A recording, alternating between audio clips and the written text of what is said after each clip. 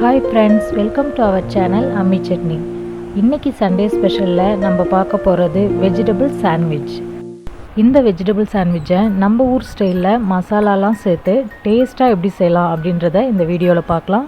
அதுக்கு முன்னாடி நம்மளோட அம்மி சட்னி சேனலை தொடர்ந்து பார்க்குறதுக்கு சப்ஸ்கிரைப் பண்ணிவிடுங்க. இன்றைக்கி நம்ம செய்ய போகிற இந்த வெஜிடபிள் சாண்ட்விச்க்கு நான் கேபேஜும் கேரட்டும் எடுத்திருக்கேன். இதில் உருளைக்கிழங்கு, பச்சை பட்டாணிலாம் கூட சேர்த்து செய்யலாம், நல்லாயிருக்கும். சாண்ட்விச்க்கு நிறைய எண்ணெய் சேர்க்க தேவையில்லை, அதனால் கொஞ்சமாக எண்ணெய் சேர்த்துட்டு கட் பண்ணி வச்சுருக்கிற வெங்காயத்தை சேர்த்துடலாம். வெங்காயத்தை ரொம்ப நேரம் வதக்க தேவையில்லை, லைட்டாக வதக்கி விட்டுட்டு கட் பண்ணி வச்சுருக்கிற காய்கறியெல்லாம் ஒன்று ஒன்றா சேர்த்துடலாம். இந்த மசாலா சாண்ட்விச் கொஞ்சம் காரமாக இருந்தால் நல்லாயிருக்குன்றதுனால 3 பச்சை மிளகாவை சின்ன சின்னதாக கட் பண்ணி சேர்த்துருக்கோம். இப்போது இதில் கட் பண்ணி வச்சுருந்த தக்காளியை சேர்த்துடலாம். நான் ஒரு தக்காளியை சின்ன சின்னதாக கட் பண்ணி சேர்த்துருக்கேன். தக்காளியை லைட்டாக வதக்கிட்டு கட் பண்ணி வச்சுருந்த கோஸை சேர்த்துடலாம். இதில் நான் 1 கப் அளவுக்கு முட்டைக்கோஸை சின்ன சின்னதாக கட் பண்ணி சேர்த்துருக்குறேன். 1/2 கப் அளவுக்கு துருவின கேரட் சேர்த்துக்கலாம். இந்த சாண்ட்விச்சுக்கு முட்டைக்கோஸ் நிறையா இருந்துச்சு அப்படின்னா டேஸ்ட் நல்லாயிருக்கும், அதனால் 1 கப் அளவுக்கு முட்டைக்கோஸும் 1/2 கப் அளவுக்கு கேரட்டும் சேர்த்துருக்கோம். இப்போது இதை நல்லா கலந்து விட்டுட்டு இந்த காய்கறிக்கெலாம் தேவையான அளவுக்கு உப்பு சேர்த்துடலாம். இதில் நம்ம நிறைய கோஸு சேர்த்துருக்கறனால உப்பு போடும்போது கொஞ்சம் குறைவாகவே சேர்த்துக்கலாம். இப்போது இது நல்லா வதக்கி விட்டுடலாம். கோஸு தண்ணி விடும், அதனால் நம்ம இதில் தண்ணி எதுவும் சேர்க்க தேவையில்லை. ஃப்ளேமை சிம்மில் வச்சுட்டு ஒரு மூடி போட்டு கொஞ்ச நேரம் இதை வேக வச்சிடலாம். இது நம்ம ஒரு 2 நிமிஷம் வேக வச்சா போதும், அப்போ தான் கேபேஜில் இருக்கிற அந்த பச்சை ஸ்மெல் போகும். இப்போது காயெலாம் பாதி அளவுக்கு வெந்துடுச்சு. இதில் நம்ம மசாலாலாம் சேர்த்துடலாம். இதில் 1/2 ஸ்பூன் அளவுக்கு மஞ்சள் தூள் சேர்த்துக்கலாம்.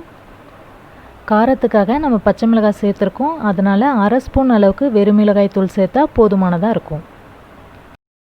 சாண்ட்விச் கொஞ்சம் காரமாக வேணுன்றதுனால நான் மல்லித்தூள் சேர்த்துக்கல, விருப்பப்பட்டால் நீங்கள் சேர்த்துக்கலாம். இப்போது இதை லைட்டாக வதக்குனதுக்கப்புறமா மிளகாய் தூளோட பச்சை ஸ்மெல் போகிறதுக்காக கொஞ்சமாக தண்ணி சேர்த்துக்கலாம். தண்ணி நிறையா சேர்க்க தேவையில்ல, கொஞ்சமாக சேர்த்தா போதும். இப்போது இதை கலந்து விட்டு ஒரு மூடி போட்டு மூடி வச்சிடலாம். இப்போது மிளகாய் தூளோட பச்சை ஸ்மெல்லாம் போயிருக்கும். இப்போது சாண்ட்விச்சில் மசாலா ஃப்ளேவருக்காக 1/2 ஸ்பூன் அளவுக்கு கரம் மசாலா தூள் சேர்த்துக்கலாம். கூடவே கொஞ்சமாக கொத்தமல்லி தழை. இப்போது இது எல்லாத்தையும் நல்லா மிக்ஸ் பண்ணிவிட்டு கொஞ்சம் நேரம் வதக்கிடலாம். சாண்ட்விச்சுக்கு மசாலா தண்ணியாக இல்லாமல் இந்த அளவுக்கு ட்ரையாக இருந்ததுன்னா நல்லாயிருக்கும். மசாலாவோடு சேர்த்து காயெல்லாம் நல்லா வதக்கியாச்சு.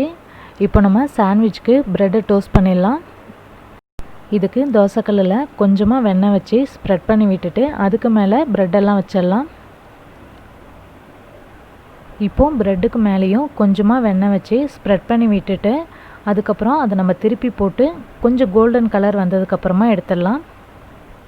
நம்ம இந்த சாண்ட்விட்சை மைதா ப்ரெட் யூஸ் பண்ணி தான் செஞ்சிட்ருக்கோம்.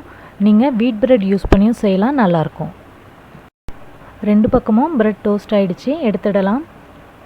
இந்த வெஜிடபிள் சாண்ட்விச்க்கு ப்ரெட்டை ரொம்ப மொறுமொறுன்னு டோஸ்ட் பண்ணாமல் இது மாதிரி லைட்டாக டோஸ்ட் பண்ணாலே போதும், நல்லாயிருக்கும். இப்போ நம்ம சாண்ட்விச் ரெடி பண்ணிடலாம். அதுக்கு நம்ம ரெடி பண்ணி வச்சுருந்த வெஜிடபிள் மசாலாவை ப்ரெட்டில் வச்சு இது மாதிரி நல்லா ஸ்ப்ரெட் பண்ணிவிட்டு அதுக்கு மேலே இன்னொரு ப்ரெட்டை வச்சு கொஞ்சம் நல்லா ப்ரெஸ் பண்ணி வச்சிடலாம். இது கொஞ்சம் நேரம் இருக்கட்டும். இப்போ இன்னொரு ப்ரெட்லேயும் மசாலா வச்சு ரெடி பண்ணிடலாம்.